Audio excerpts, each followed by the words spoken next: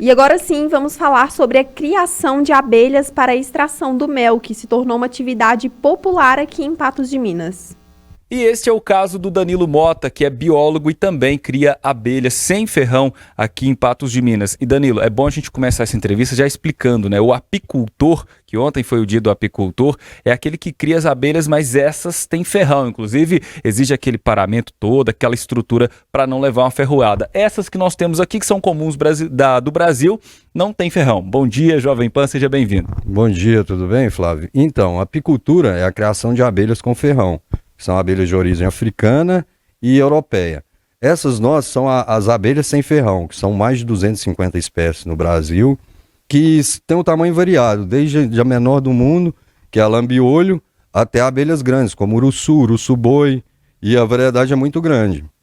As que existem no Brasil possuem ferrão, também são agressivas, ou aqui no Brasil todas as abelhas no geral não têm ferrão ou ferrão atrofiado? Sim, as nossas abelhas não têm ferrão, né? Elas possuem o ferrão, porém atrofiado. Algumas espécies solitárias têm ferrão, mas essas criadas em caixa, que a gente cria hoje, que se diz meliponicultura, né? Que é a criação de abelhas sem ferrão, elas nenhuma têm ferrão.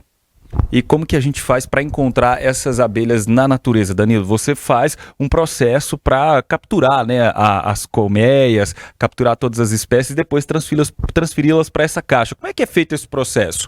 Sim, eu faço a isca, né, para capturar, que é feito com uma garrafa PET e papelão envolto a isca e um plástico escuro, né, para deixar escuro. Eu coloco o feromônio delas.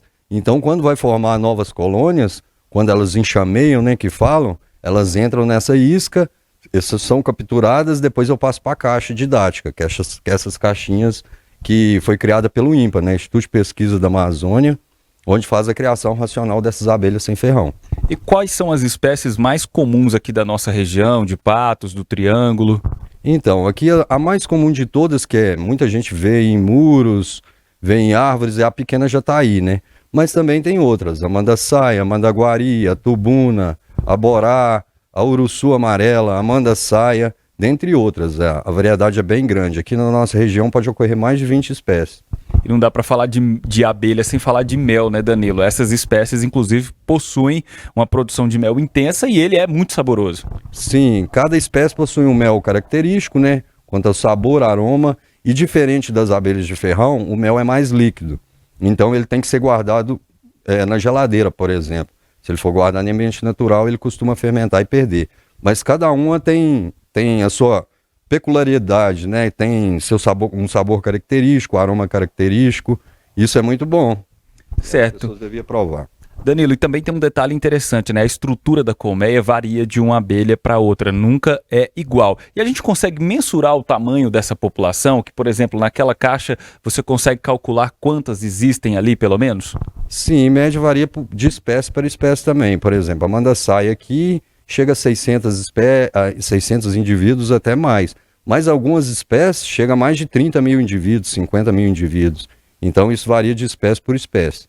Danilo, muito obrigado pela participação. A Jovem Pan Patos agradece e nós voltamos aos nossos estúdios.